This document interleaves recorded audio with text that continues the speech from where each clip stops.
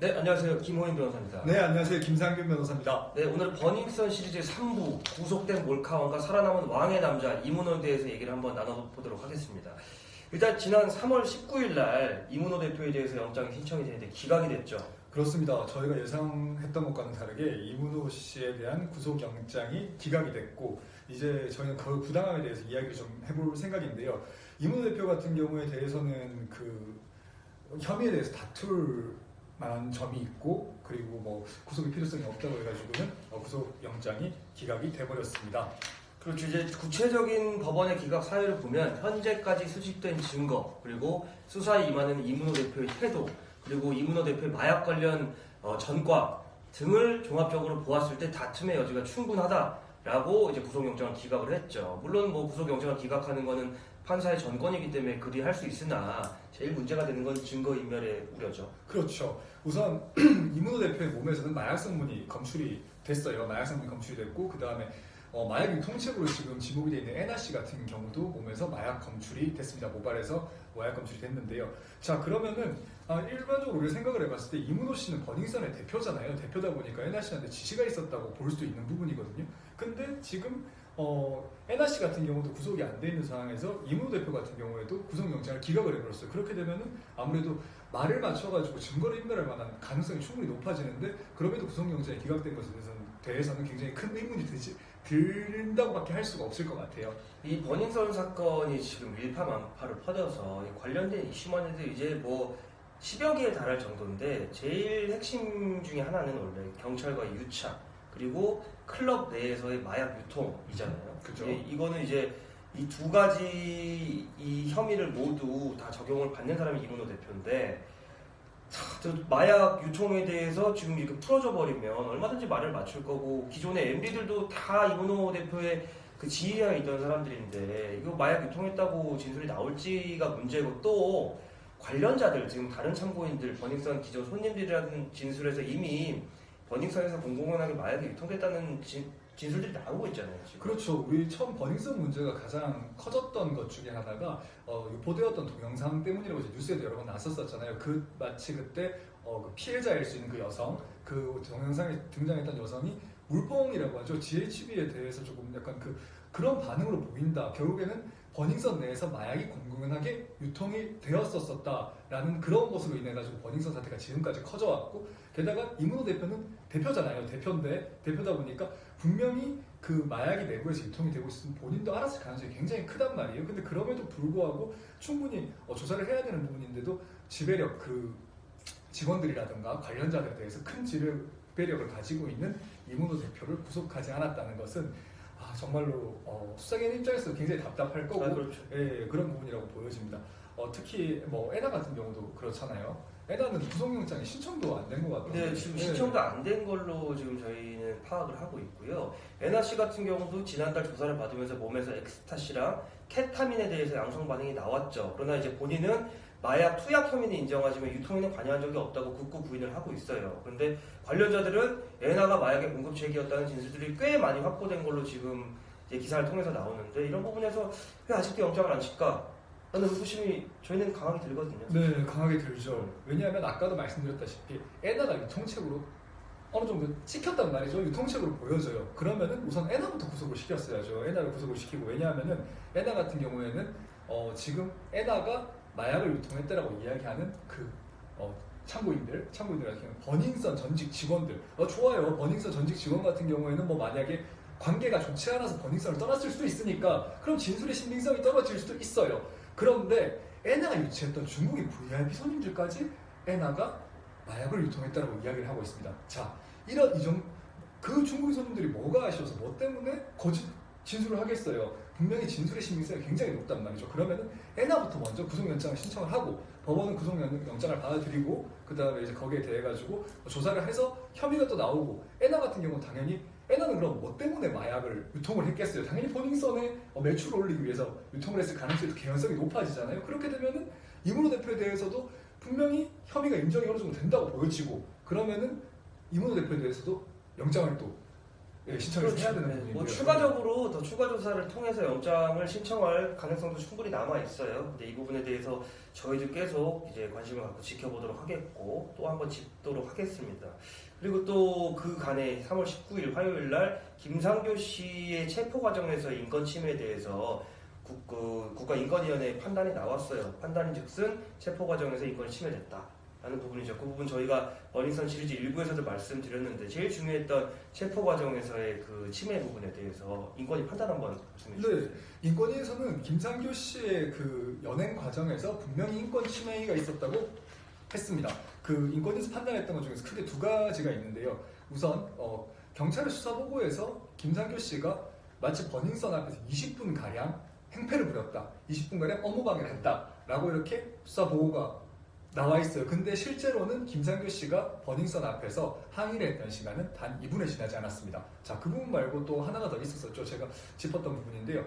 그 김상교 씨가 연행되는 과정에서 김호민 변호사님 저번 회차에서 말씀하셨던 것처럼 굉장히 많이 다쳤단 말이에요. 그 부분 갈비뼈 세대가 부러졌죠. 김호민 변호사님 좀 더 말씀 좀 해주시죠. 그렇죠. 이제 그 네. 처음에 버닝썬 앞에서 장모 의사한테 폭행을 당해서 갈비뼈 3대가 부러진 채로 경찰에 이송이 됐단 말이에요. 지구대에. 근데 지구대에서도 이제 저희가 저번에 설명드린 대로 과잉 진압이 이루어졌고 피가 이제 철철철 나오고 있었어요. 그런데 거기에 대한 응급처치가 없었죠. 그런 부분에 대해서 인권위는 인권 침해라고 판단을 했고 또 방금 김상규 변호사님 말씀하신 대로 클럽 앞에서 시비는 2분이었단 말이에요. 그죠. CCTV로 명확히 나와요. 그럼에도 불구하고 그걸 뭐 착오로 4분, 5분으로 규제하면 그렇게 뭐 그럴 수 있구나라는 그럴 수 있죠. 그건 그럴 수 근데 있죠. 예. 20분으로 했다는 건 저희가 그때 얘기한 맨 제일 중요한 경찰과 유착 부분에 대해서 굉장히 의심이 되는 정황이에요, 사실은. 그렇죠.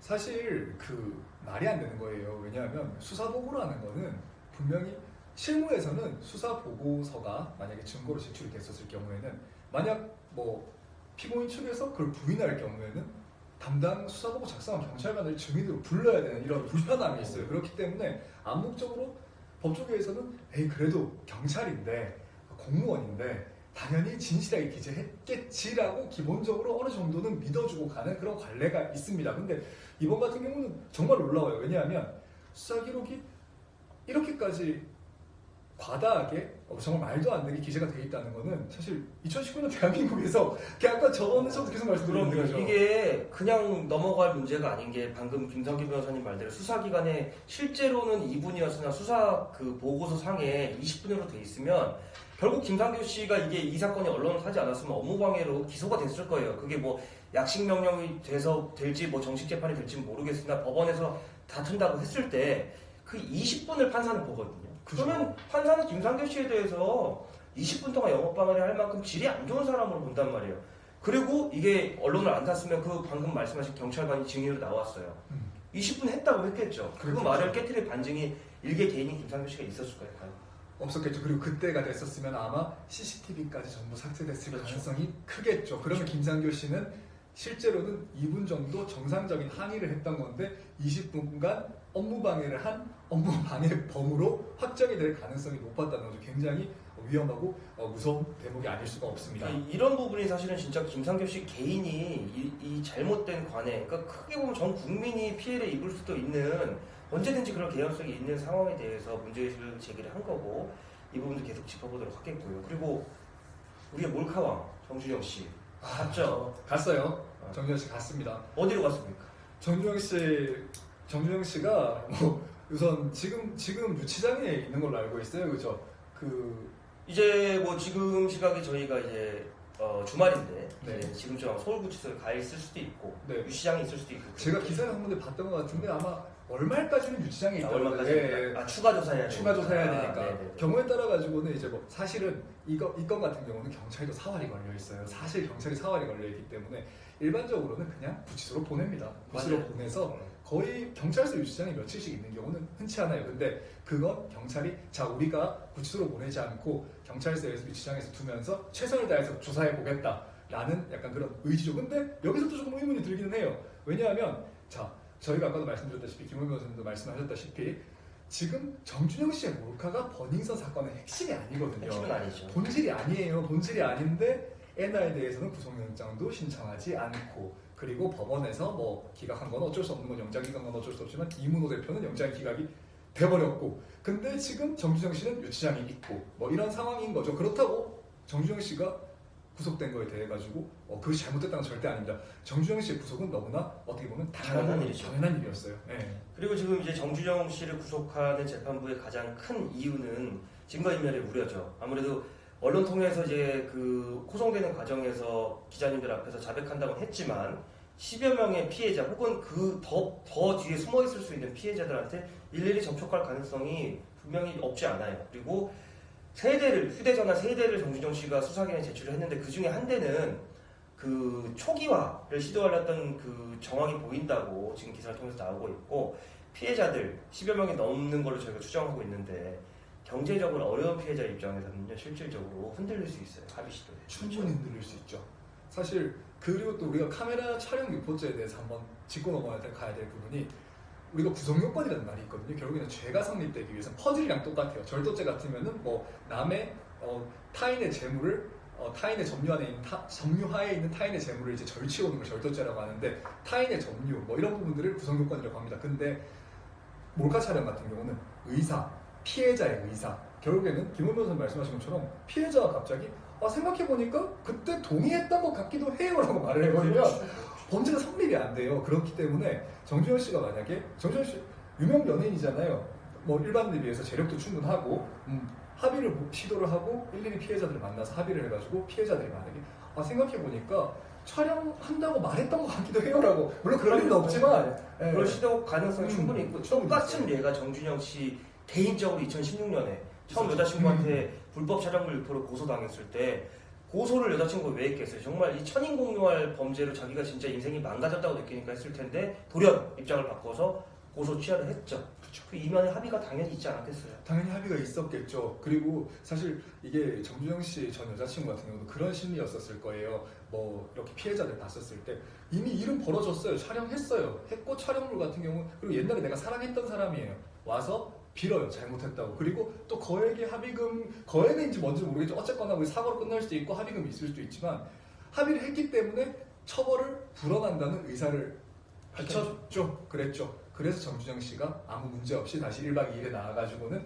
그렇게 그걸 희화하면서 예능 소재로 삼을 수 있었고, 지금 2019년 지금까지 또 사랑을 받을 수 있었던 거죠. 네, 지금 이제 몰카왕은 구속이 됐고 구속된 상태로 재판을 받을 거예요. 그리고 저희가 저번에 이제 정준영 씨 관련된 얘기를 처음 하면서 당부드렸던 말씀 있지 않습니까?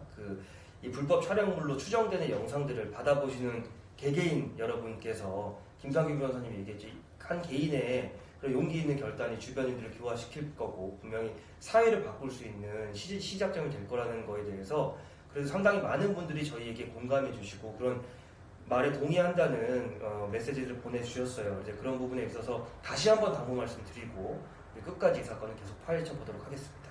네, 저희는 이 버닝썬 사태에 대해서 매일매일 정말 새로운 뉴스들이 계속 나오고 있잖아요. 새로운 뉴스들이 나오고 있는데 항상 본질을 꿰뚫어보고 그 가운데서 우리가 생각해봐야 될 문제, 그리고 우리가 짚고 넘어가고 해야 할 문제들, 그 문제들에 대해서 좀 더 깊이 탐구해보는 그런 방송을 만들어 보도록 하겠습니다. 자, 그럼 저희는 다음 시간에 다시 돌아오겠습니다. 감사합니다. 감사합니다.